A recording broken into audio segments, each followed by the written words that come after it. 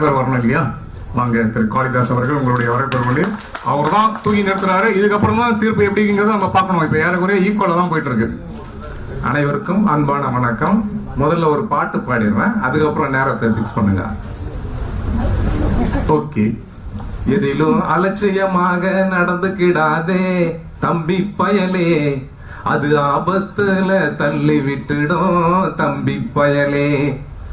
குடிச்சிட்டு நீயும் வண்டி ஓட்டாதே தம்பி பயலே, குடும்பம் உன்னை நம்பி இருக்கு தம்பி பயலே. செல்போனுல மூழ்கி விடாதே தம்பி பயலே, நீ செல்லும் பாதைய மறந்து விடாதே தம்பி பயலே. விதிகளை எப்போ மதிச்சிட வேணும் தம்பி பயலே, வீண் வம்ப விலை கொடுத்து வாங்கி விடாதே தம்பி பயலே. பாதுகாப்புக்கு முதலிடம் தரணும் தம்பி பயலே, உன் பசங்களுக்கும் இத சொல்லி தரணும் தம்பி பயலே. சந்திரசேகர், எதிலும் அலட்சியமாக நடந்துக்கிடாதே தம்பி பயலே, அது ஆபத்துல தள்ளி விட்டுடும் தம்பி பயலே. நீங்களே எழுதா? நானே சொந்தமா எழுதுறீங்க? ஆமா சார், ஆமா சார். வாழ்த்துக்கள் சார். மதிப்பிற்குரிய போக்குவரத்து மேலாளர், தமிழ்ச்சங்க தலைவர், பாதுகாப்பு அதிகாரி, பட்டிமன்ற நடுவர், பேச்சாளர்கள், தொழிற்சங்க தலைவர்கள், பெரும் திரளாக கலந்து கொண்டு பட்டிமன்றத்தை சிறப்பிக்கும் அன்பு சகோதர சகோதரிகளே, உங்கள் அனைவருக்கும் முதற்கண் எனது அன்பான வணக்கம். ஐயா, விபத்துகளுக்கு காரணம் அவசரமா அலட்சியமா? சில விபத்துகளுக்கு காரணம் அவசரம், ஆனால் பல விபத்துகளுக்கு காரணம் அலட்சியம் தான். இதுக்கு ஒரு சின்ன உதாரணம். அவசரம் என்பது ஒரு சின்ன பெக்கு மாதிரி. இதை ஏன் சார்கிட்ட கேட்கிறேன், நம்ம எல்லாம் குடிமக்கள் இல்லையா, அதனாலதான். அப்படியா? ஆமா, சின்ன பெக்கு. ஆமா ஆமா, சின்ன பெக்கு மாதிரி. இவர் கூட சொல்லிட்டு போனாரு, இப்போ ஏதோ தண்ணி போடுறேன் அப்படின்னு சொன்னாங்கல்ல, அதனாலதான் இந்த உதாரணம், இந்த எக்ஸாம்பிள். அலட்சியம் என்பது ஒரு ஃபுல் பெரிய பாட்டில் மாதிரி. இன்னும் ஈஸியா சொல்லணும்னா, அவசரம் என்பது என்கிட்ட இருக்கக்கூடிய ஒரு 20 செட்டு பேண்ட் சட்டை மாதிரி. அலட்சியம் என்பது என் மனைவி கிட்ட இருக்கக்கூடிய சேரிங்க மாதிரி. அது எல்லா இடத்துலயும் இருக்கும். கபோர்ட்ல இருக்கும், பீரோல இருக்கும், கட்டில மேல இருக்கும், சேர் மேல இருக்கும், கொடியிலையும் தொங்கும். எனக்கு தெரிஞ்சவங்க ஒரு ஜவுளி கடை வச்சிருக்காப்ல. கடைசியில பார்த்தா அந்தமாவோடது ஓன் சாரி நிக்கிறதுக்கு இல்லையா, அவ்வளவு பெரிய கடை இருக்கு. உண்மைதான் நீங்க சொல்றது. ஆமா ஆமா. அலட்சியங்கள் பலவிதம், ஒவ்வொன்றும் ஒரு விதம். என்னென்ன அலட்சியங்கள்? பாதுகாப்பு விதிகளை மதிக்காதது, பாதுகாப்பு உபகரணங்கள் பயன்படுத்தாதது, குடிச்சிட்டு வண்டி ஓட்டுறது, கூட்ட நெரிசலை தடுக்க தவறுவது, அப்புறம் முக்கியமா செல்போன் பேசிக்கிட்டே வண்டி ஓட்டுறது, செல்போன் பேசிக்கிட்டே ரோட கிராஸ் பண்றது, செல்போன் பேசிக்கிட்டு ரயில்வே ட்ராக் மேல நடக்கிறது, ஈர கையோட சுவிட்சை போறது. இப்படி அலட்சியங்கள் பலவிதம். விபத்து என்பது வெறும் ரோட்ல நடக்கிறது மட்டும் கிடையாது. வீட்டுல இருந்து ரோட்ல, ரோட்ல இருந்து ஆபீஸ்ல, ஆபீஸ்ல இருந்து தொழிற்சாலையில, தொழிற்சாலையில இருந்து துறைமுகத்துல, ஏன் படகு விபத்து, ரயில் விபத்து, கப்பல் விமான விபத்து, எல்லாமே விபத்து தான். இது மாதிரி இப்போ இது ட்ரோன்கள் காலம். சண்டை கூட ஒரு நாட்டுக்கும் இன்னொரு நாட்டுக்கும் ட்ரோன்கள் மூலமா தான் சண்டை நடக்குது. இங்கிருந்து எங்க சிவன் விட்ட ட்ரோன்களை எதிர்கொள்ள முடியாம சக்தி அப்படியே மயங்கி விழுந்துட்டாரு. மயங்கிட்டாருன்னா இதுல இல்ல, ஆனந்தமா விட்ட ட்ரோன்களால அழகன் சந்திரசேகர் அதிர்ச்சி ஆயிட்டார்.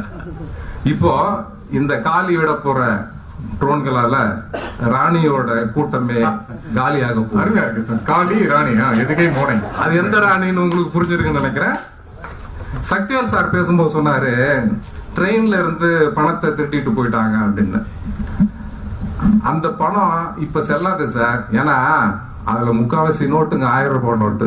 தெரிஞ்சு இப்ப 1000 ரூபாய் நோட்டுல கிடையாது இல்லைங்களா, அது திருடி போனது முக்காவாசி 1000 ரூபாய் நோட்டு. அதாவது வெள்ள நிவாரணத்துக்கு மட்டும்தான் முதல் இரவே போய் கியூல நிக்கிறீங்களா?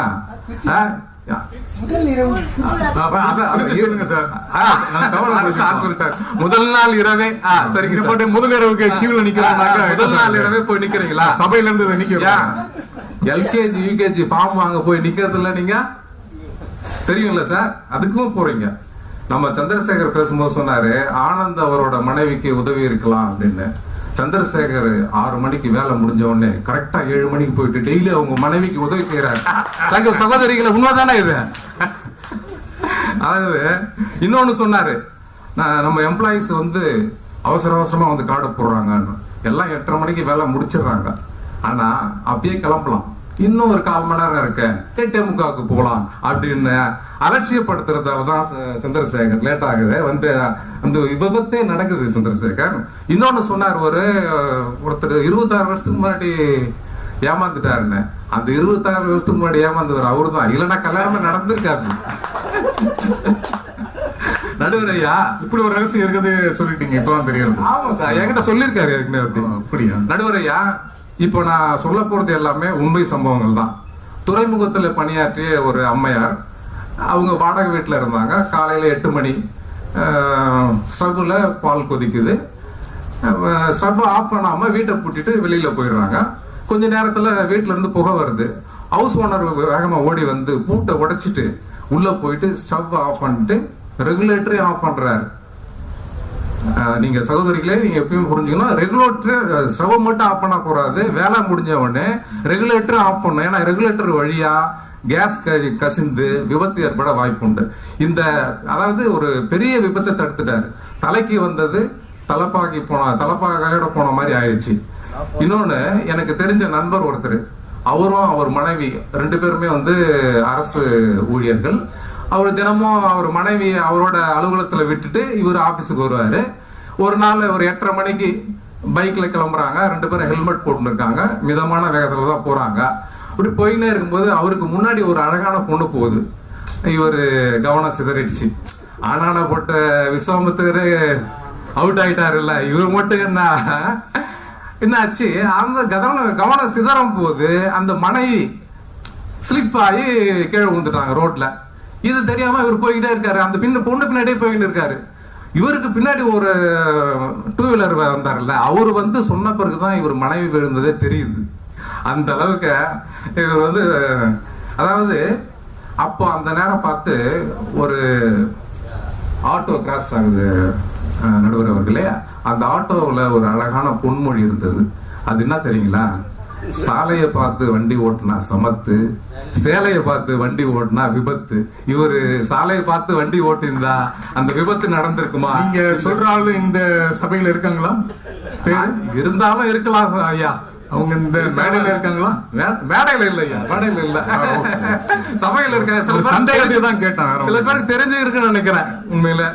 அப்புறம் அந்த 2 வீலர்ல வந்து ஜோடியா போவாங்க, அப்படியே கட்டி பிடிச்சிக்கிட்டு. அவங்களாம் பார்த்து நம்ம வந்து தப்பா எடுத்துக்கூடாது. அதுக்கு பின்னாடி ஒரு உன்னத நோக்கம் இருக்கு. என்னன்னா, வாழ்க்கையில நம்ம வீழ்ந்தாலும் சரி வாழ்ந்தாலும் சரி இணை பிரிய கூடாது என்ற உன்னத நோக்கம். இனிமேல் அவங்கள தப்பா பேசிடாதீங்கம்மா. சரியான பாயிண்ட் இது ஐயா. இந்த அமாவாசை வந்துட்டா போதும். அமாவாசை நான் யாரும் ஆளை சொல்லல, அதான் மாசம் வரல. அந்த அமாவாசை வந்துட்டா போதும், ஒரு பெரிய பூசணிக்காய் எடுத்துட்டு வந்து அதை 10 இது போட்டு அதுக்குள்ள மஞ்சள் குங்குமம்லாம் வச்சு முச்சந்தில எடுத்துட்டு வந்து நச்சுன்னு உடைச்சிட்டு போயிடுவாங்க. அது வழியா வர வண்டிக்காரன் அப்புறம் 2 வீலர்ல வந்து வழிக்கு விழுந்து விழுந்துவாரு. உடனே கூட்டம் கூடிடும். அங்க ஒரு பையன் சொல்றான், மாமு அவர் தலையில வர்றது ரத்தமா தக்காளி சட்னியான்னு கேட்கறான். இது எதாவது நடந்தது? இந்த பூசணிக்காய் உடைச்சவங்களோட அலட்சியத்தால தானே நடக்குது. அதிகாலை நேரம் ஒரு 4 மணி ஒரு ட்ரெய்லர் டிரைவரு ட்ரெய்லர் எடுத்துக்கிட்டு சென்னையை நோக்கி நம்ம போக்குவரத்து இது துறைமுகத்துக்கு வந்துட்டு இருக்காரு. அப்படி வந்திருக்கும் போது அவருக்கு ஒரு ரிங்டோன் அவர் காலுக்கு வருது. அது ரிங்டோன் என்ன கேளுங்க சொல்லுங்க. மாமோ நீங்க எங்க இருக்கீங்க? இதுதான் ரிங்டோன். நீங்க கேட்டிருப்பீங்க நிறைய. இது மாதிரி ரிங்டோன் வந்தா அது அவர் மனைவி கிட்ட இருந்து வர ரிங்டோன். ஒரு இது ஒண்ணு சொல்ல போறேன் ஐயா, ஒரு ரகசியம், எல்லாம் கேட்டுங்க. நீங்க அதிகாரியா இருந்தாலும் ஆத்துக்காரி போன் பண்ணா அப்பயே எடுத்து பேசிடணும். இலாபத்து உங்களுக்கு தான். நோட் பண்ணுங்கப்பா, சரியான பாயிண்டப்பா. ஒரு தடவை அவங்க கால் பண்ணுவாங்க, நீங்க எடுத்து பேசலன்னா நீங்க திருப்பி 9 தடவை கால் பண்ணாலும் அவங்க எடுக்க மாட்டாங்க. அதுக்கப்புறம் நேரடி சந்திப்பு தான். அன்று இரவு சிவராத்திரி தான். அதனால இந்த மாதிரி ஒரு நிகழ்ச்சி அவர் வாழ்க்கையில் நடந்துச்சு ஐயா. அவங்க மனைவி போன் பண்ணாங்க, இவரு வேலையில எடுக்காம விட்டாரு. அப்ப வந்து பாருங்க, இப்ப நீங்க ஆந்திராவில இருந்துகிட்டு சென்னையில இருக்கிறேன்னு சொல்ல முடியாது. ஆந்திராவுக்கு போயிட்டா நீங்க போனை எடுக்கலன்னா அங்க மாట్లాடும், தெலுங்குல மாట్లాடும். சரிங்களா? இப்ப இது மாதிரி எடுக்காம விட்டாரு. ஒரு வாய்ஸ் வருது அவருக்கு, நீங்கள் தொடர்பு கொள்ளும் வாடிக்கையாளர் தற்போது வேறொரு நபருடன் தொடர்பில் இருக்கிறார் அப்படின்னு போயிடுச்சு. அந்த மனைவிக்கு போகுது, இந்த ட்ரெய்லர் டிரைவரோட மனைவிக்கு. அவ்வளவுதான், அன்னைக்கு நைட் அவர் பட்டப்பாடு தெரியுமே. அதுதான். அதனால அந்த போனை எடுக்கிறாரு அவரு, போன் எடுத்து பேசுறாரு, கவனம் வந்து சிதறிடுது, போன்ல போயிடுது. ட்ரெய்லர் வண்டி மதுரை வாயில் சிக்னல் அடையுது. அந்த டிரைவர் பேர் வந்து கோபால். அங்க கான்ஸ்டபிள் தனபால் வந்து அங்க பணியில இருக்காரு. கோபால் ஓட்டின்னு வந்த ட்ரெய்லரு தனபால் மேல மோதிச்சு. அதுக்கப்புறம் என்ன ஆளுதான் சொல்லிட்டா இருப்பாங்க சார். ஐயா, கடலூர் மாவட்டத்துல ஒரு ரயில் விபத்து நடந்தது. ஒரு எக்ஸ்பிரஸ் ரயில் வந்துன்னு இருக்கு. கேட் கீப்பர் வந்து கேட்டை மூடலை. வண்டி அப்போ ஸ்கூல் பசங்களை ஏற்றிக்கிட்டு ஒரு வேன் வருது. அதை கேட்டு திறந்துருக்கதால அந்த வேனே வருது. எக்ஸ்பிரஸ் ரயில் வந்து மோதி விபத்து ஆயிடுது. எல்லாம் படிச்சிருப்பீங்க பேப்பர்ல. இது வந்து அவசரமா அலட்சியமா? இதுல 2 பேரோட அலட்சியம். ஒண்ணு அந்த கேட் கீப்பர். அந்த கேட் கீப்பர் கூட ஏதோ நார்த் இந்தியன் நினைக்கிறேன், அவருக்கு சிங்கம் ஏதோ போட்டிருந்தாங்க பேரு. அவரோட அலட்சியம், அந்த டெரிலிக்ஷன் ஆஃப் டியூட்டி. ஆனந்த் கொஞ்சம் நோட் பண்ணீங்க, அத அப்படியும் சொல்லலாம். அப்புறம் 2வது அந்த வேன் டிரைவரோட அலட்சியம். இப்ப நீங்க எப்பவுமே ஒரு ரோடோ இல்ல ட்ராக்கோ இல்ல வந்து கேட்டோ கிராஸ் பண்ணீங்கன்னா 3 விஷயம் நீங்க ஞாபகத்தில் வச்சுக்கணும். நில், கவனி, செல். இப்போ அந்த அந்த அந்த வேன் டிரைவர் பின்பற்றி இருந்தாருன்னா ஒரு 5 செகண்ட் அந்த கேட்டு திறந்திருந்தா கூட கொஞ்சம் நின்று 2 பக்கமும் வண்டி வருதான்னு பார்த்துட்டு அவர் கிராஸ் பண்ணியிருந்தாருன்னா இந்த விபத்தை தடுத்திருக்கலாம். இந்த விபத்து நடந்தது அந்த கேட் கீப்பரோட அலட்சியத்தாலையும் டிரைவரோட அலட்சியத்தாலையும். அப்புறம் தாம்பரம் பக்கத்துல, தாம்பரம் தான் நினைக்கிறேன், ஐ திங்க், ஒரு பள்ளி வாகனத்துக்குள்ள ஒரு பெரிய ஹோல். அந்த ஹோல் வழியா ஒரு குழந்தை விழுந்து விபத்து ஆயிடுச்சு. இப்போ இவங்க வந்து பள்ளி நடத்துறாங்களா இல்ல இந்த மேஜிக் ஷோ நடத்துறாங்களா? தாம்பரம் முடிச்சூர். இது வந்து எதனால நடந்தது? அந்த பள்ளி நிர்வாகத்தோட அலட்சியத்தால தான் இந்த மாதிரி விபத்து நடந்தது. சரிங்களா? அப்புறம் பழவேற்காடுன்னு ஒரு இடம் இருக்கு. அங்க படகு சவாரி எல்லாம் போவாங்க. சில ஆண்டுகளுக்கு முன்னாடி ஒரு செல்வந்தர் குடும்பம், அந்த செல்வந்தர் குடும்பத்தை சார்ந்த ஒரு 25-30 பேர் படகு சவாரி போறாங்க. போகும்போது உள்ள ஆழமான இடத்துல போனவொடனே படகு கவுந்துட்டு விபத்துக்குள்ளாயிடுது. அதுல ஒரே ஒரு பையன் மட்டும், 15 வயசு பையன் மட்டும்தான் தப்பிக்கிறான்.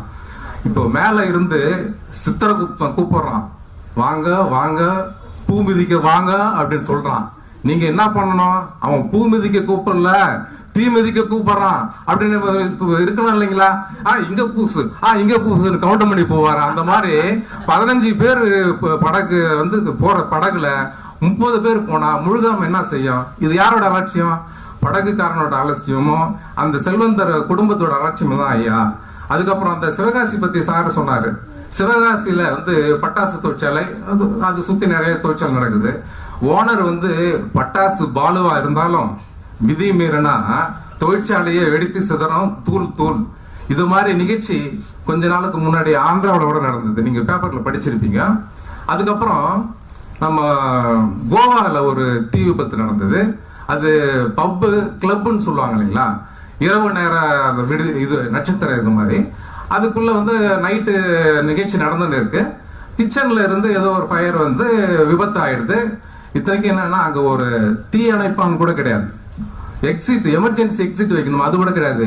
இதுக்கும் மேல என்னன்னா ஒரு பர்மிஷன் கூட இல்லாத அந்த விடுதியை அந்த கிளப்பை நடத்தின்னு இருக்காங்க. இந்த விபத்து நடந்த 2 மணி நேரத்துல இவங்க வந்து அந்த ஓனருங்க வந்து வெளிநாட்டுக்கு தப்பிச்சு போயிடுறாங்க.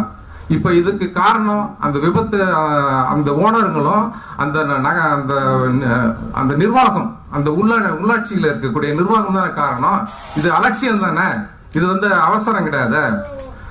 இப்போ நம்ம திருவிழா நடக்கும், சில நேரத்துல கோயில்கள்ல விசேஷம் நடக்கும், பேரணி, அரசியல் கூட்டங்கள், இந்த மாதிரி இடங்கள்லாம் லட்சக்கணக்கான மக்கள் கூடுவாங்க. இது தெரியும். தெரிஞ்சிருந்தும் மக்கள் கூட்டத்துல நிறைய பேர் நசுங்கி செத்துவாங்க. இது எதனால நடக்குது? அங்க அவசரத்துக்கு என்ன அங்க வேலை இருக்கு? நீங்க ப்ராப்பரா ஒரு இது போட்டுருந்தீங்கன்னா, நடவடிக்கை எடுத்திருந்தீங்கன்னா, நீங்க அந்த விதிகளை சரியா பின்பற்றி இருந்தா இது மாதிரி இழப்பு நடக்குமா? கரூர் சம்பவம் அது லேட்டஸ்ட் நிகழ்ச்சி. அதுக்கு முன்னாடி கோயில் இவங்க பேசும்போதே சொல்லிட்டாங்க, எங்களுக்கு பாயிண்ட் எடுத்துக்கணுங்க அவங்கதான். அதுக்கப்புறம் நம்ம துறைமுகத்தில் நடந்த ஒரு 2 நிகழ்ச்சியை மட்டும் சொல்லிட்டு என்னுடைய இந்த உரையை முடிச்சுக்கிறேன். ஒரு கார் டிரைவர் பின்னாடி கோஸ்ட் கார்டு அதிகாரி காருக்கு பின்னாடி உட்காந்துக்கிறாரு. கார் போயின்னு இருக்குது, வார்ஃபில் போயின்னு இருக்குது. வார்ஃபில் போயின்னு இருந்த காரு திடீர்னு தண்ணிக்குள்ள பாயுது. அவங்க 2 பேரும் கடல்ல முழுகிட்டாங்க. இவங்களை கேட்டா அவங்க என்ன முத்தெடுக்க முழுகிட்டாங்க. ஏங்க, அது அலட்சியத்தால முழுகினாங்க, அந்த டிரைவரோட அலட்சியத்தால முழுகினாங்க. இதுல ஒரு அதிர்ஷ்டவசமா அந்த கோஸ்ட் கார்டு அதிகாரி அந்த கார் கண்ணாடி உடைச்சி நீந்தி வெளியே வந்துட்டாரு. அந்த டிரைவர் 2 நாளுக்கு அப்புறம் தான் சடலமா கிடைச்சாரு. ஏற்கனவே ஒரு டீ கடை இருந்தது இல்லைங்களா, அந்த இடத்துல அந்த அம்மா அவங்க முஸ்லீம் கூட நினைக்கிறேன் 2 நாள் சாப்பிடாம அங்கேயே காத்திருந்தாங்க. இதெல்லாம் எதனால நடந்தது? டிரைவரோட அலட்சியத்தில் தான் நடந்தது. இப்போ சமீபத்துல ஜனவரி மாசம் ஒரு நிகழ்ச்சி நடந்தது, ஒரு இன்சிடென்ட். அந்த ஆக்சிடென்ட் எம்டி ட்ரெய்லர் டிரைவரோட அந்த கோஸ்டல் பர்த்னு ஒரு இடம் இருக்கு, நீங்க எத்தனை பேர் தெரியும் தெரியல. அந்த பர்த்ல ரிவர்ஸ் எடுத்திருக்கா. ரிவர்ஸ் எடுக்கும்போது வண்டியும் டிரைவரும் சேர்ந்து விழுந்து அவங்க விபத்துல டிரைவரும் இறந்துட்டாரு. இதெல்லாம் எல்லா பெரும்பாலான விபத்துக்கள் அலட்சியத்தால தான் நடக்குது. நம்ம விபத்து நடந்து உயிர் இழந்துட்டா மக்கள் பேசிக்கிறாங்க இது அவங்களோட தலைவிதி என்று. இது தலைவிதி அல்ல, பாதுகாப்பு விதிகளை கடைபிடிக்காததால் நேர்ந்த கதி. ஆகவே பல விபத்துகளுக்கு காரணம் அலட்சியமே என்று எனது உரையை நிறைவு செய்கிறேன். வாய்ப்பளித்த அனைத்து நல்ல உள்ளங்களுக்கும் நன்றி பாராட்டி விடைபெறுகிறேன். நன்றி, வணக்கம். அருமை சார். ஸோ ஒரு அணியினுடைய தலைவருக்கே உரிய பொறுப்போட கடலோர சொன்னாரு, பழவேற்காடை பத்தி சொன்னாரு, கோவா பத்தி சொன்னாரு. நம்ம சென்னை துறைமுகத்தில் அவர் சொன்னார் இல்லைங்களா, ஏர்லி மார்னிங் அந்த வண்டி போயிடுச்சு, வண்டியோட ட்ரெய்லர் மட்டும் மேல நிக்குது, கேபின் உடைச்சிட்டு உள்ள விழுந்துருச்சு. இப்ப ரீசெண்டா நடந்தது. ஆக அலட்சியத்தாலதான் அப்படின்னு மிக மிக ஸ்ட்ராங்கா சொல்லிட்டு போயிட்டாரு. இப்ப எதிரணிக்கு நிச்சயமா இது ஒரு சேலஞ்சு தான். எண்ணி துணி